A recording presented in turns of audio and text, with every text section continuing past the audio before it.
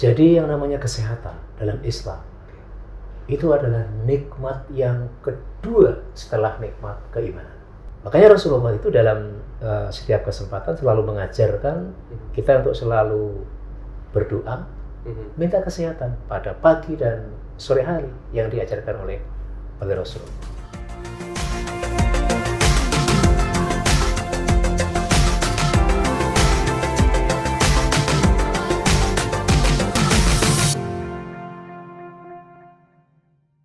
Kira-kira etis nggak dok? Kalau saya menanyakan, gimana dok kabarnya, sehat? Nggak apa-apa. Nggak apa-apa. Karena biasanya kalau ketemu dokter itu kan pasien yang datang. Gimana iya. dok keadaan saya? Gitu. Okay. Kan sangat jarang ya, dok apa kabar, gimana, sehat gitu ya? Oh boleh, Nggak mungkin. bebas dong. Oh bebas, ada ketentuannya nggak sih dok sebenarnya? Apa ya? Ada ketentuan nggak sih Wah, untuk sapaan itu? nggak. Nggak ada kesinggung, takut kayak saya sakit atau gimana dari sisi dokter yang lain? Nggak. Oke. Gimana, sehat dok ya? Alhamdulillah. Baru saya mau sehat. bertanya hal itu. Berapa lama kira-kira perjalanan dari lokasi ke sini? Tadi dari BSD ya? BSD macet ya? Iya macet tadi sekitar 1,5 jam sampai 2 jam kali ya. Lama juga ya. Cukup menguras energi, tingkat stres juga tinggi ya dok? Sebenarnya kalau tingkat stres itu tergantung atau mempengaruhi ke arah kesehatan nggak sih dok? Oh sangat. Jadi malah sekarang itu sudah dikembangkan memang satu ilmu yang namanya ilmu psikoneuroendokrinologi. Jadi kondisi psikis itu akan berpengaruh pada hormonal. Okay. Nah, hormonal itulah nanti yang memang menentukan perubahan-perubahan yang ada dalam tubuh. Dan tubuh itu kan bisa sehat itu karena adanya keseimbangan hormonal. Jadi begitu situasi hormonal berubah, tentunya akan mempengaruhi kesehatan seseorang. Dan kondisi stres itu jelas akan sangat mempengaruhi baik kesehatan mental maupun kesehatan fisik seseorang. Karena waktu saya masih sekolah, saya ingat banget banyak para guru yang bergerak di pelajaran biologi itu mengatakan jangan stres-stres, nanti kesehatanmu terganggu gitu loh. Kalau bisa bawa santai aja. Loh bagaimana bisa santai, mau ujian dengan beban pikiran moral untuk bisa nilai bagus kan agak sulit ya dok ya? Sangat benar itu memang. Jadi makanya gini, jadi kalau dalam hidup memang kita nggak boleh terlalu ada satu tips ya. Jadi ya pertama memang harus diniati segala sesuatu kita niatkan dengan niat yang baik. Okay. Artinya begini, jadi kalau kita berfokus pada hasil, kadang-kadang orang itu kadang-kadang yang salahnya itu ya siapa aja, termasuk guru atau orang tua, yang penting hasil. Nah, padahal kan itu menurut saya tidak tepat. Jadi kita harus juga bicara soal proses. Itu proses. Jadi kadang-kadang karena yang ditekan tuh hasil, seseorang selalu ya yang penting hasil. Kadang-kadang bahkan dengan cara yang tidak baik akan dilakukan. Pak Masyudi sudah berhasil menjadi dokter. Proses sudah dilalui dari mulai. Saya nggak tahu apakah dari mulai SD, SMP, SMA punya cita-cita kayak gitu. Tapi boleh disampaikan nggak? Sebetulnya dulu waktu kecil cita-citanya sesuai dengan apa yang terjadi sekarang nggak? Boleh dibilang ya juga, karena intinya ada begini. Jadi dulu bapak saya itu selalu mengajarkan bagaimana kita itu bisa bermanfaat buat orang lain. Okay. Dan ya menurut saya ya waktu kecil, wah kalau jadi dokter itu memang kesempatan untuk bisa banyak menolong itu lebih terbuka, meskipun profesi apapun bisa juga memberikan pertolongan. Tapi waktu itu kan digambarkan kalau dokter itu kan menolong, lebih banyak pada menolong, sehingga mungkin itu juga yang mendorong untuk menjadi dokter. Ingat ya, waktu kecil zamanmu ada pawai-pawai ya dok ya? Entah pakai baju polisi, tentara, dokter, atau pakai baju dokter ya? Iya, betul. Gak ada yang lain, hanya itu iya, aja gitu. Iya. Tapi apakah mungkin orang tua juga menanamkan satu fondasi dasar sebagai sebuah proses parenting saat Dr. Masyudi kecil dulu, bahwa ada banyak hal-hal yang disampaikan oleh beliau-beliau itu yang memang masih diingat sampai sekarang. Ajaran seperti apa yang membuat Dr. Masyudi menjadi orang seperti saat ini? Yang utama itu tadi. Jadi kalau bisa hidup itu jangan untuk diri sendiri, tapi hidup itu lebih banyak pada orang lain. Kalau kita bisa membantu orang lain, pasti urusan diri sendiri clear. Gitu. Jadi kalau itu mungkin yang mendorong. Dan saya masih ingat memang waktu itu malah Bapak itu mengajarkan kayaknya yang paling enak itu jadi guru. Jadi guru untuk semua anaknya. Tapi alhamdulillah sekarang seluruh keluarga saya, kakak, adik saya itu semuanya jadi guru, jadi dosen. Termasuk saya. Saya 4 bersaudara. 4 bersaudara. Kakak yang paling besar itu jadi dosen.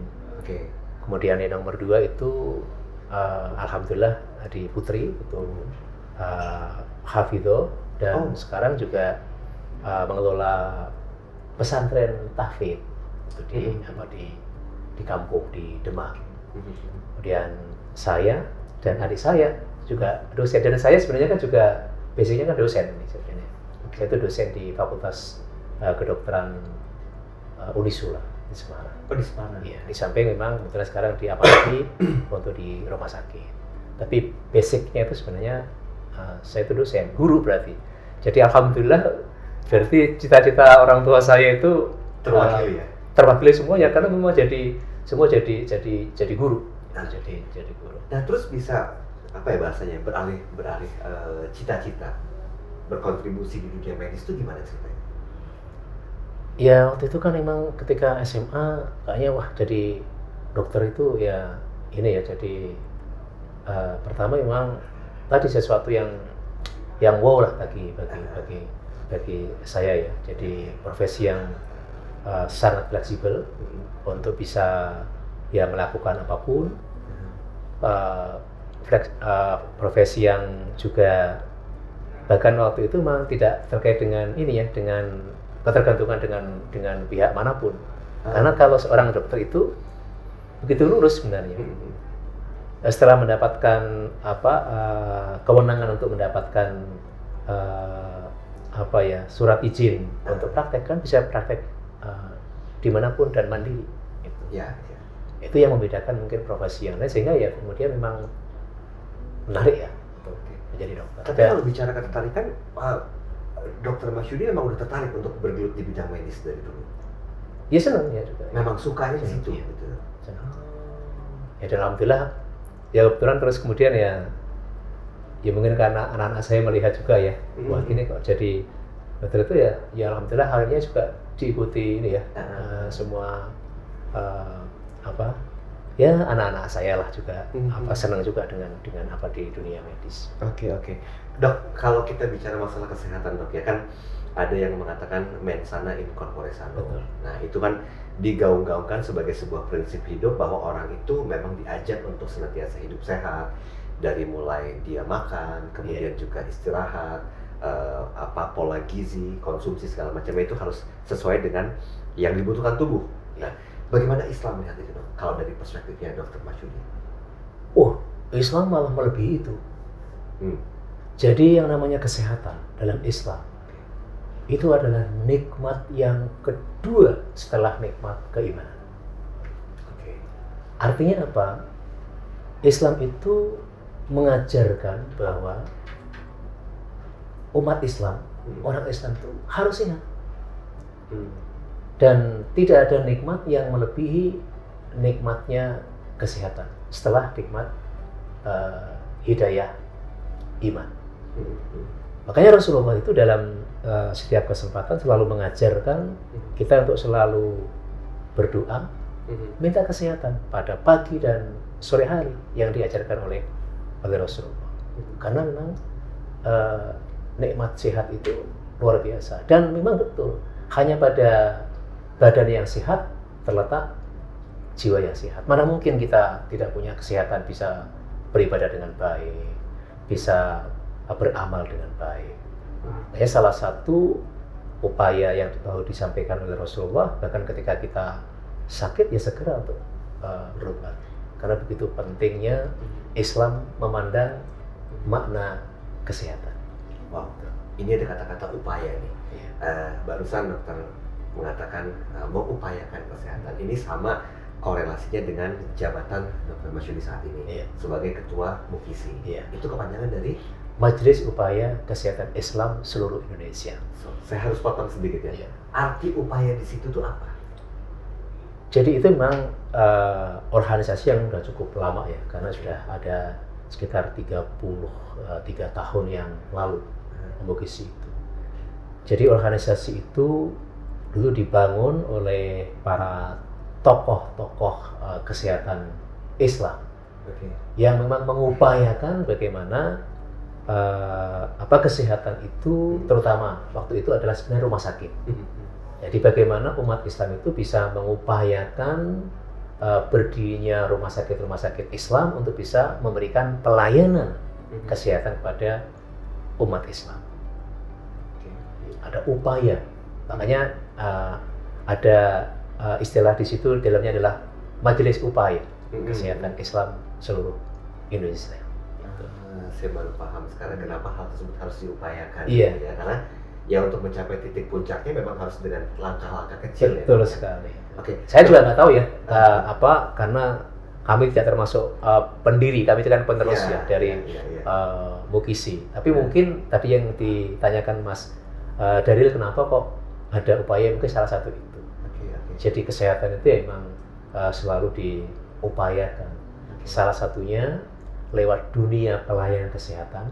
Karena MUKISI itu di samping asosiasi yang menghimpun seluruh pelayanan kesehatan, terutama rumah sakit, juga sebenarnya pendidikan tinggi kesehatan. Itu masuk di dalamnya. Itu kan juga sebagai upaya untuk menciptakan derajat kesehatan. Oke, baik. Kalau dikumpulkan dari data, berapa banyak rumah sakit Islam sekarang yang ada di Indonesia? Yang sekarang menjadi anggota MUKISI itu kurang lebih 500. Oh, berarti rumah sakit Islam itu memang semuanya harus menjadi anggota MUKISI? Oh, nggak ada. Nggak ada. Tapi biasanya karena dulu MUKISI itu memang jadi ya asosiasi rumah sakit Islam. Rumah sakit Islam itu berarti rumah sakit milik organisasi Islam. Misalnya dulu kan Muhammadiyah, NU, Persis. Juga rumah sakit milik umat Islam atau pribadi-pribadi dari umat Islam. Kalau sekarang bahkan juga ya semua rumah sakit, termasuk rumah sakit milik pemerintah yang sudah mendapatkan sertifikat syariah, itu menjadi anggota dari MUKISI. Jadi kurang lebih ada sekitar 500 rumah sakit. Dari saat ini jumlah rumah sakit di Indonesia itu ada sekitar 3.200-an. Oh, 3.200 rumah sakit Islam seluruh Indonesia? Betul sekali. Di Indonesia juga luar biasa jumlah rumah sakitnya. Saya jadi teringat begini loh, ada hotel syariah. Nah, sekarang juga ada rumah sakit Islam. Betul. Kalau secara fondasi dasarnya, yang membedakan apa? Selain mungkin nama, bentuk pelayanan, atau mungkin secara dari hulu ke hilirnya, gimana dok? Bisa mencirikan bahwa itu rumah sakit Islam selain ada tulisan rumah sakit Islam apa gitu ya? Oke. Jadi sebenarnya panjang ceritanya Mas Daryl. Jadi selama ini kan kita mengenalkan nama kan rumah sakit Islam. Iya. Itu sebenarnya lebih banyak pada nama. Betul. Ya. Mas Daryl misalnya punya uang, bikin rumah sakit, bisa diberikan nama rumah sakit Islam Daryl. Oke. Siapa bisa. Masalahnya sekarang itu lebih banyak pada nama karena ternyata dalam prakteknya banyak rumah sakit Islam yang tidak lebih Islami dibandingkan dengan rumah sakit yang tidak ada label Islamnya. Dalam hal apa? Ya dalam hal pelayanan, dalam hal performance penampilan dari staf atau karyawannya, fasilitasnya. Misalnya, mestinya rumah sakit Islam kan rumah sakit yang memang mengedepankan pelayanan Islami. Berarti kan fasilitas juga harus Islami, tempat ibadahnya, karyawannya juga menunjukkan sikap Islami, pelayanannya juga, tapi kan tidak. Makanya kemudian itulah yang kemudian mendasari teman-teman pada waktu di Mukisi, bagaimana ya mengupayakan ada standar, ya, standar pelayanan Islami di rumah sakit. Makanya kemudian ini Mas Daryl, jadi saya kira Mas Daryl juga udah mungkin tahu, jadi ada sertifikasi rumah sakit syariah. Oh iya, saya pernah dengar. Iya.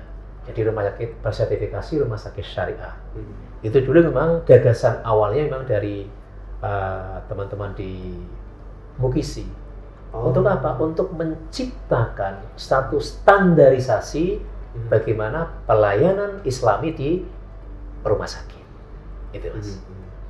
Oke, hari ini kita bicara masalah bagaimana tugas kita, termasuk mungkin masyarakat Indonesia Syariah, dengan kaki tangan dan perpanjangan tangannya itu memberikan kontribusi positif ya dalam hal kesehatan pastinya.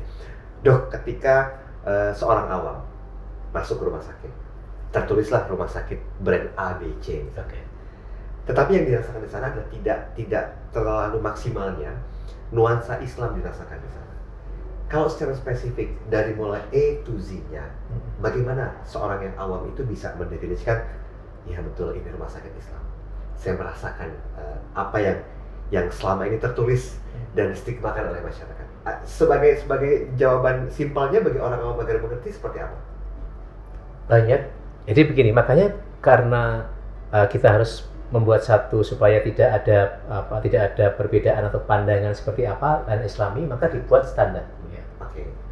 Standar itu meliputi hampir seluruh aspek yang ada di rumah sakit. Jadi baik aspek pelayanannya maupun aspek yang terkait dengan manajemennya. Apa yang langsung bisa dirasakan oleh pasien? Ya mulai dari pelayanan. Jadi bagaimana seluruh stafnya itu bisa memberikan pelayanan yang lebih Islami. Kemudian bahkan terkait dengan masalah keuangannya, bagaimana pelayanan keuangan yang Islami. Artinya apa? Jadi seluruh transaksi itu dipastikan tidak ada yang melanggar syariah. Kemudian performanya, kemudian fasilitasnya, itu yang bisa dirasakan. Tapi kalau misalnya terkait dengan akad syariah itu kan ya nggak begitu bisa dirasakan ya, karena itu kan terkait dengan akad. Tapi yang terkait dengan pelayanan pasti bisa dirasakan kalau rumah sakit itu sudah memenuhi standar yang ditetapkan sebagai rumah sakit syariah. Oke, dari sekian banyak yang ada di Indonesia, ada nggak kategori-kategorinya dok? Mungkin dari yang grade A ke grade B, premium sampai A plusnya, sehingga orang yang mohon maaf ya, mereka yang ingin mendapatkan fasilitas, kemudian juga SDM atau people-nya yang benar-benar mencerminkan rumah sakit Islam itu, bagi orang-orang yang berduit tanda petiknya, itu mereka bisa dengan mudah merasakan itu. Ada grade-grade-nya nggak kira-kira rumah sakit? Kalau grade yang terkait dengan standar fasilitas itu nggak ada. Oh nggak ada. Jadi yang membedakan memang jadi standar itu berlaku untuk seluruhnya umum. Jadi standar itu berlaku untuk umum. Sama dengan begini. Kalau kita bicara standarisasi itu kan sama dengan akreditasi, sertifikasi. Betul. Contohnya begini, kalau perguruan tinggi kan ada juga ya, ada juga akreditasi ya, itu akreditasi. Akreditasi itu standar, semuanya pakai standarisasi yang sama. Jadi kalau sudah memenuhi, ya berarti terstandarisasi, terakreditasi. Sama dengan rumah sakit syariah. Oke. Kenapa saya tanyakan ini? Karena biar bisa lebih jelas lagi dok, kan ada orang yang merasa dia tuh orang kurang mampu, tiba-tiba begitu ada kejadian yang kurang mengenakan, keluarganya sakit dan harus dibawa ke rumah sakit terdekat, dan rumah sakit itu masuk ke grade A, B atau C atau D, sehingga ya penolakan itu pasti ada kan. Oke. Ya. Nah karena itu biasanya yang dirasakan oleh pasien itu tergantung dari kelas. Sebenarnya kan di rumah sakit, hampir semua rumah sakit itu pasti ketika masuk untuk rawat inapnya ada kelas, ya. Betul, betul. Mulai kelas Presiden Suite, Yes. VIP, Benar. VVIP, Ya, ya. kelas 1, kelas 2, kelas 3. Sebenarnya kalau standarnya, standar untuk pelayanan medisnya itu sama, ya. Tapi terkait dengan yang beda itu adalah akomodasi. Sama dengan beginilah, jadi ya gampang masyarakat. Sama-sama di hotel. Hotel itu kan sama sebagai tempat untuk misalnya untuk istirahat, bahkan untuk nanti menumpang tidur. Tapi kan ada juga hotel yang harganya semuanya kan untuk tidur. Betul, betul. Itu untuk tidur misalnya untuk apa istirahat. Tapi kan ada hotel yang bintang 2, bintang bintang 3, 1, bintang 2, bintang 3, bintang 5. Yang bedakan apa? Facility. Tapi kalau untuk soal bahwa semua hotel itu yang menyediakan tempat tidur, itu kan pasti. Pasti, ya. Jadi semua rumah sakit itu menyediakan standar untuk pelayanan medis, itu pasti semua. Yang bedakan akomodasi. Oke, baik. Dok, Majelis Upaya Kesehatan Islam seluruh Indonesia. Kalau saya posisikan ini sebagai sebuah payung besarnya, posisi di atas, bisa dijelaskan nggak kira-kira apa step-step yang bisa dirasakan bagi publik atau masyarakat dengan hadirnya asosiasi ini, khususnya mungkin dalam rangka mendorong kesehatan Islam di Indonesia? Mukisi itu asosiasi, jadi asosiasi yang menghimpun rumah sakit Islam di Indonesia. Banyak maksud, tujuan, visi, misi dari Mukisi. Yang jelas Mukisi itu ya tujuannya untuk bersama-sama dengan seluruh manajemen yang ada di rumah sakit anggota Mukisi, bagaimana meningkatkan quality dari servis di rumah sakit. Jadi ini kalau bicara Mukisinya itu memang asosiasi, bukan lembaga yang memang dengan tujuan yang lain, tapi memang asosiasi cuma perkumpulan. Gitu. Jadi secara garis besar memang ada satu term and condition kah yang bisa turun langsung ke lapangan sehingga bebas atau bisa menentukan mana yang sesuai dengan visi misi awal atau tidak? Enggak, karena Mukisi itu sifatnya, jadi asosiasi itu kan sebenarnya kan cair ya. Jadi beda kalau itu dalam bentuk satu korporasi. Jadi misalnya rumah sakit grup yang satu korporasi, satu kepemilikan, itu bisa.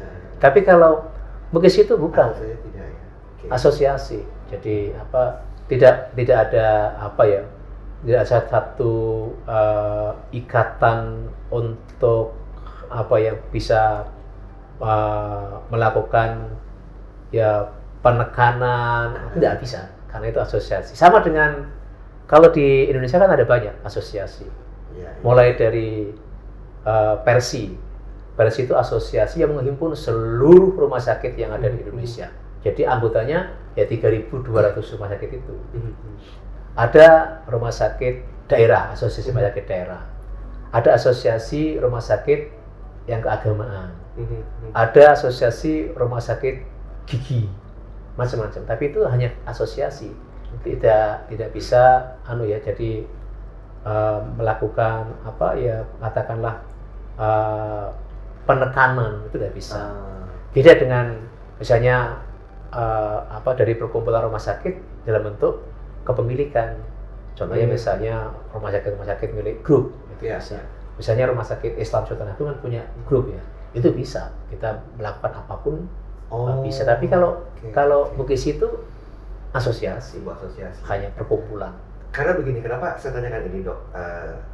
Baru-baru ini kan Mukisi meluncurkan program untuk laboratorium syariah ya? Iya, laboratorium syariah dan klinik syariah. Nah, itulah kenapa saya perlu minta diperjelas. Apakah memang ini punya satu kapabilitas untuk menjangkau semuanya, perpanjangan tangannya atau bagaimana? Dan ceritakan dong, boleh? Pernah dilakukan penelitian juga. Jadi kalau untuk perbedaan antar daerah tidak ada perbedaan yang signifikan. Itu. Tapi yang jelas rumah sakit syariah ini kan sudah hampir 7 tahun, 7 tahun sertifikasi ini. Jadi alhamdulillah